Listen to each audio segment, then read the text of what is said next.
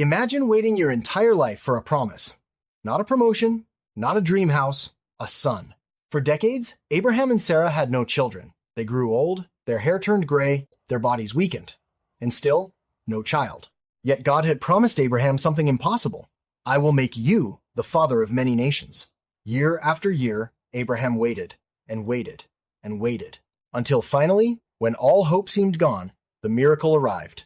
His name was Isaac, the child of promise, the child Abraham never thought he would hold, the child he laughed with, walked with, taught, and protected, the child he loved more than anything on earth. Every smile from Isaac reminded Abraham that God keeps his promises. Everything seemed perfect, until one night. A night that would become one of the most disturbing moments in all of Scripture. God spoke, "Abraham, here I am." Then came the words no parent should ever hear. "Take your son, your only son Isaac, whom you love, and go to the land of Moriah. Offer him there as a burnt offering." No explanation, no reason, and no warning. Just a command. The very son God had promised. The very son God had given. Now God was asking for him back. Can you imagine the silence that followed?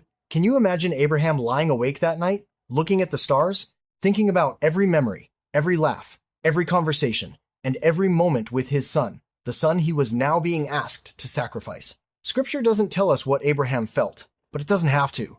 Any parent knows. The fear, the confusion, the heartbreak, and the questions. Why would God ask this? How could this possibly make sense? Yet before sunrise, Abraham got up, not because he understood, but because he trusted. He saddled his donkey, gathered wood, prepared for the journey, and woke Isaac.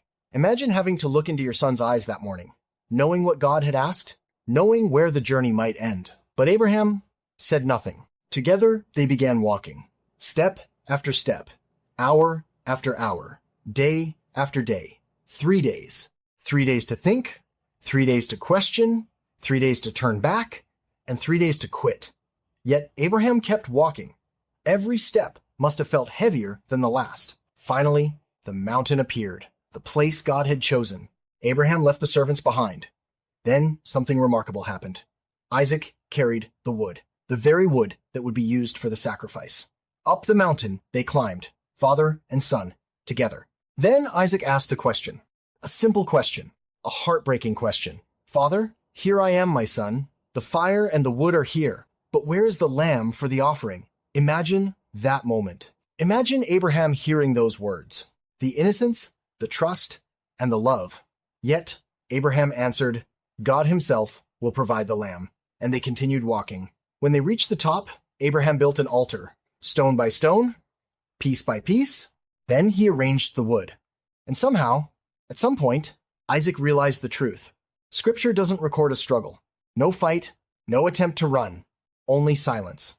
Isaac trusted his father, and Abraham bound his son, the child he loved, the miracle he waited decades to receive. Then Abraham lifted the knife. This was it, the moment no one wanted, the moment every reader hopes will somehow change. The knife raised, the father trembling, the son on the altar, and heaven remained silent for a second. Then another, then suddenly, "Abraham, Abraham!" The voice of the angel shattered the silence. "Do not lay a hand on the boy. Do not do anything to him. For now I know that you fear God, because you have not withheld from me your son, your only son." The test was over.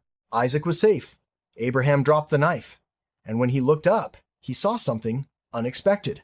A ram caught in a thicket. God had provided the sacrifice, just as Abraham said, just as God promised. And on that mountain, Abraham learned something every believer eventually discovers. God was never after Isaac. God was after Abraham's trust. The greatest test wasn't whether Abraham loved Isaac. The test was whether Abraham loved God more. And here's what makes this story even more powerful.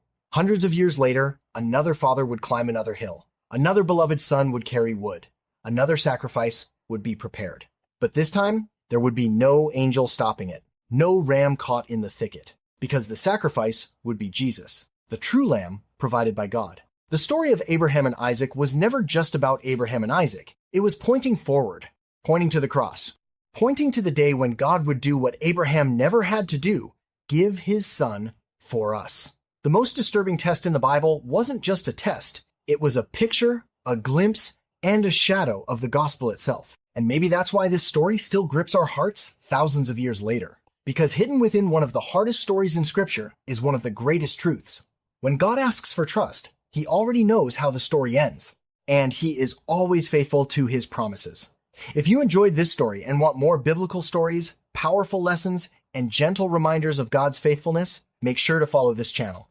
And if this message spoke to you, let me know in the comments. What part of Abraham's test impacted you the most? Because every page of Scripture points to Jesus, and there's so much more to discover. I'll see you in the next story.